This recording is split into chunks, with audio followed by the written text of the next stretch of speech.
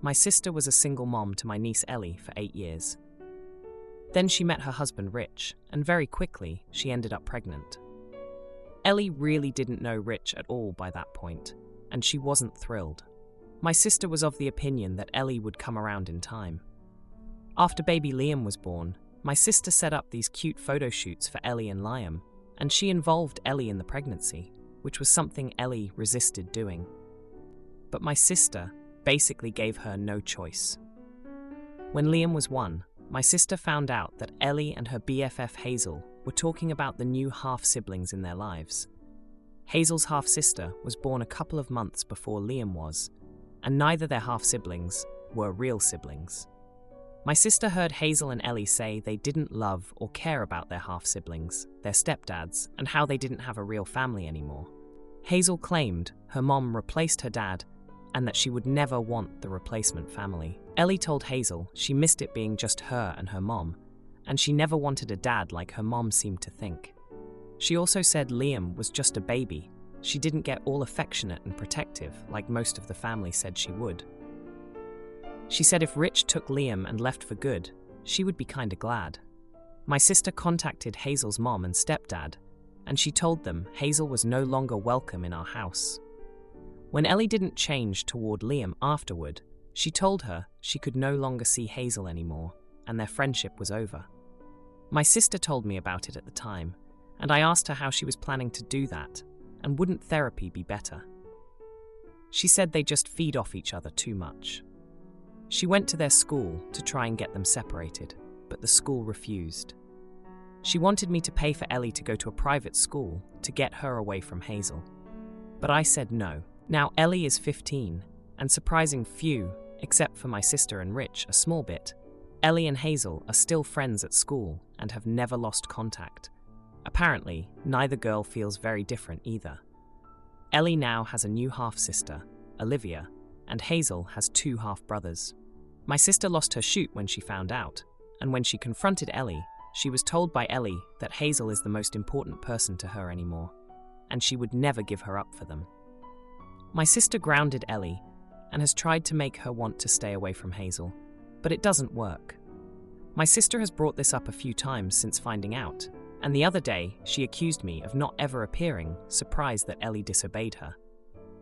I admitted that I wasn't, and I always knew trying to take Ellie's best friend from her would be something Ellie wouldn't go along with. My sister accused me of not being honest with her by not saying this sooner, and of wanting her marriage and family to fail. She also accused me of being arrogant and thinking I know Ellie better than she does. She also claimed I knew and had seen the girls together, which is untrue. Am I the idiot? Now, for a few comments before the update. Comment 1. Not the idiot. You can't command someone, especially a child or teenager, to feel differently. It almost always works to reinforce the existing feeling. What you need is to let them talk it out and explain it, and come to the conclusion on their own that their feelings make them jerks and want to change. Yeah, a real psychologist will say this better than me. Of course this would happen, but also, of course she would have hated you for ever speaking up against her stupid decisions. Comment 2. Ah yes, blame everybody for your child resisting something you forced her to accept and not listening to her thoughts and feelings in the matter. Not the idiot. Your sister needs to get her head out of her bottom. This is not about her. This is about her daughter being driven away by her sister's behavior.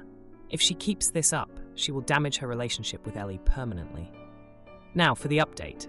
Hey everyone, thanks for all the support on my last post. It's been a week, and boy, do I have an update for you. So, after my sister accused me of wanting her family to fail, things got even more heated. She's been trying to control Ellie's life more than ever, and it's just pushing Ellie further away. My sister's been monitoring Ellie's phone, setting earlier curfews, and even trying to pick her friends for her. But Ellie's a smart cookie, and she's been finding ways to outsmart my sister at every turn. Remember how my sister tried to get Ellie away from Hazel by sending her to a private school? Well, Ellie's been using her lunch breaks at school to meet up with Hazel. They've been sneaking out to the nearby park, sharing their woes and supporting each other like true best friends do. It's like they're living a double life, and my sister has no clue. Now, here's where things get really juicy. Ellie's been talking to Hazel about how she feels more like a babysitter to Liam and Olivia than a sister. She's been helping out a lot at home since my sister and Rich are both working long hours. It's like Ellie's taken on a third parent role, and she's feeling the weight of it all.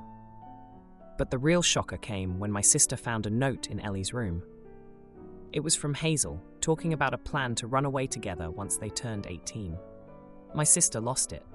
She confronted Ellie, and there was this huge blowout. Ellie shouted that she felt trapped and that Hazel was the only one who understood her. My sister was in tears, and Rich was trying to play peacemaker, but it was a mess. In the midst of all this, my sister somehow got it into her head that I was the one who gave Ellie the idea to run away. She thought I'd been secretly meeting with the girls and encouraging their rebellion. I was shocked. I had no idea about any of this, and I told her as much. But she wouldn't believe me.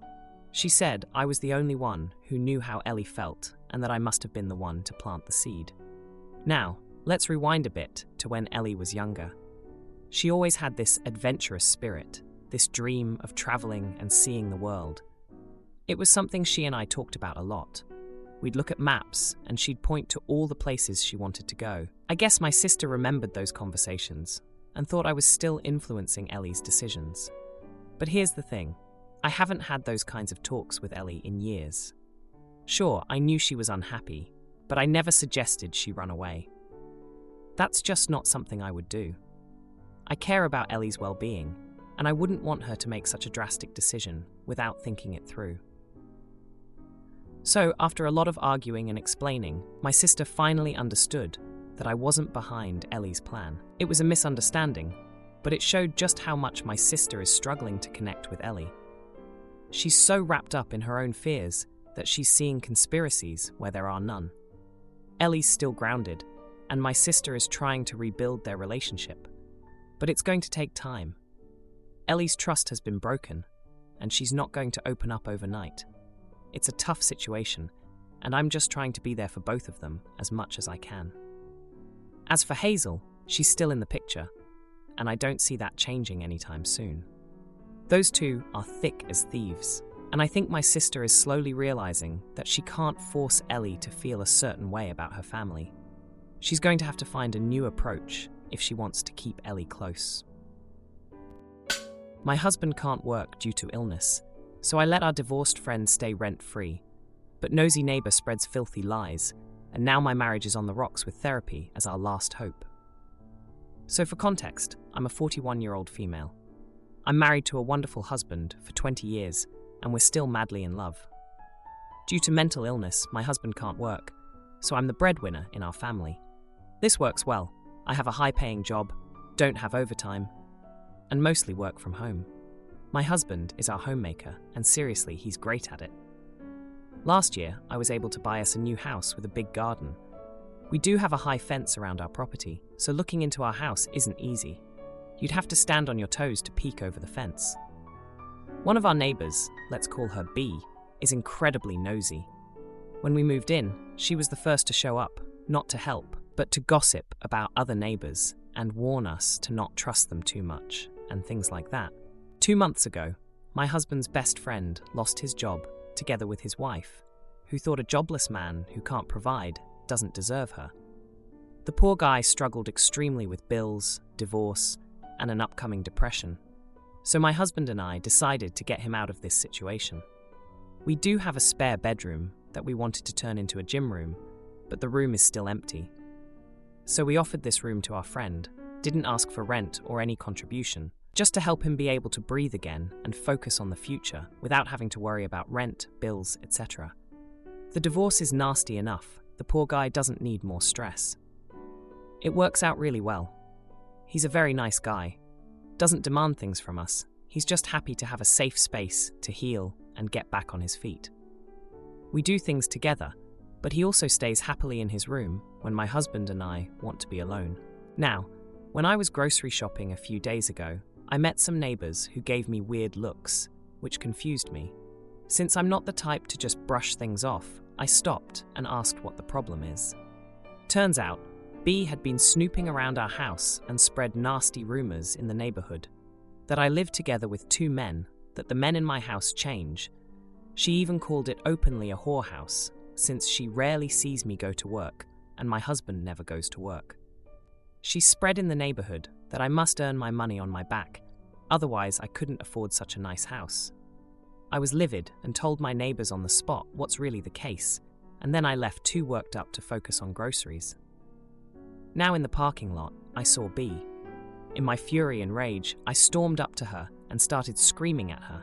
I told her whoever I invite into my house is none of her business and to stay the frick away from us. My family is not her concern, and if she ever badmouths me again, that won't go well. Then I simply left, not wanting to hear any word from her. Now some of my friends think I massively overreacted, while others think I just was protecting my family and friend, and gossip can hurt badly too, so I'm here for final judgment. Now, for a few comments before the update. Comment 1. This may just be the New York in me, but I think you did the right thing. Honestly, I can't believe you had the strength to even hold back, because I think what you did was really mild. People are too comfortable now when talking about others because there are no consequences, so glad you stood up for your family. Comment 2. Not the idiot, but don't waste the opportunity to mention to any neighbors that she starts all these rumors, so no one knows what she's busy doing. Tell them all the things she said about each of them. Make it up. Make it outrageous.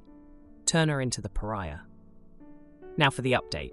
Hey everyone, thanks for all the comments on my last post. I really appreciated the support and advice. So it's been a month since the whole blow-up with my nosy neighbor B, and boy, do I have an update for you. After the confrontation in the parking lot, things seemed to calm down. B kept her distance, and my husband and I went back to our usual routine. Our friend, who I'll call Jay, was still staying with us, and he was slowly getting his life back together. He found a part-time job and was contributing to the household in small ways, which we appreciated. But then, about 2 weeks ago, things took a turn. My husband, who's always been the sweetest and most supportive partner, started acting distant. At first, I thought it was just stress or maybe a new phase of his mental illness. But then I noticed something that made my heart drop. He and Jay were spending a lot of time together, more than usual. They'd stay up late talking after I went to bed, and I'd often find them laughing together in the kitchen in the mornings. I didn't want to jump to conclusions, but the change in my husband's behavior was undeniable. I decided to talk to him about it, and that's when the bombshell dropped.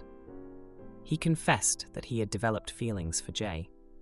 He swore nothing physical had happened, but the emotional betrayal stung just as much. I was heartbroken. The man I'd been madly in love with for 20 years, the man I supported through thick and thin, was telling me he had feelings for someone else. The next few days were a blur. I felt like I was living in a nightmare.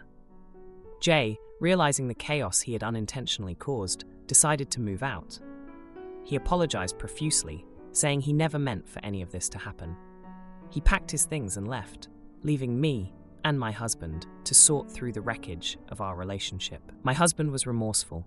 He said he never intended to hurt me and that he was confused about his feelings. He begged for my forgiveness and promised to work on our marriage. We started couples therapy, and it's been hard. Digging up all the emotions, trying to rebuild trust, it's a lot.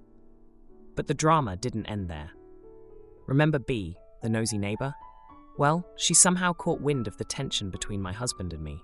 She must have seen Jay leaving with his things, because the rumors started up again, this time with a new twist. She was telling people that my husband and I were getting a divorce, and that Jay had been the cause of it. I was furious. Not only was I dealing with my own heartbreak, but now I had to deal with B's twisted version of events spreading through the neighborhood. I confronted her again, this time more calmly. I told her that whatever was happening in my home was none of her business, and that she needed to stop spreading lies about us. She just smirked and walked away, but I could tell she enjoyed the drama she was creating. The confrontation with B didn't go unnoticed. Other neighbors started reaching out, some with genuine concern, and others just looking for gossip. I shut them all down. I wasn't about to air my dirty laundry for the whole neighborhood to see. Through all of this, my husband has been trying to make amends. He's been attentive, helping around the house more, and he's been open about his therapy sessions. But I can't shake the feeling of betrayal. I still love him, but I'm not sure if that's enough anymore. So that's where we are now. My husband and I are in a fragile place, trying to piece together a marriage that's been rocked by an emotional affair. B is still a thorn in my side, but I'm doing my best to ignore her. And J, well, he's gone, but the impact of his stay lingers in my home. Sister-in-law can't swim and refuses to snorkel, so I leave my toddler with her, but after she apologizes for her attitude, it comes out she's jealous of my pregnancy, and brother-in-law is gay. I, 34-year-old female, recently went on a snorkeling trip with my husband, brother-in-law, sister-in-law, brother-in-law's wife, and the kids, my sons, ages 7 and 3, plus my brother-in-law and sister-in-law's son, who is 8 years old. When I was planning this trip, all of the communication from my brother-in-law and sister-in-law was always like, "We are so excited to go," or "We are looking forward to it." So I was always under the impression that everyone was going to, get in the water and go snorkeling. Heck, my sister-in-law and I were talking about what reef-safe sunscreen to buy before the trip. And then we get on the boat, and we're headed to the reef. Everyone's getting their snorkeling gear out, reapplying sunscreen, and I started to inflate my toddler's armbands. When my sister-in-law saw me, she looked a bit confused and asked me whether my husband will be looking after both the boys in the water. I said my husband will go snorkeling with our 7-year-old while I get in the water and stay near the boat with our toddler. I'm 5 months pregnant, and I didn't want to stray too far from the boat with a toddler. The day was beautiful, and visibility was amazing, but no way was I going to let my husband handle both kids by himself. This wasn't a beach. We were literally jumping into the sea from the boat. She told me she assumed I'd be staying on the boat because of my toddler and my pregnancy. I told her no. I can't really do that. Look, both of my kids love the ocean. If my toddler saw his dad and brother get in the water while he's stuck on the boat, believe me, we'd all be suffering. I asked her if there's a specific reason why she didn't want to get in the water, and she said she's not a good swimmer.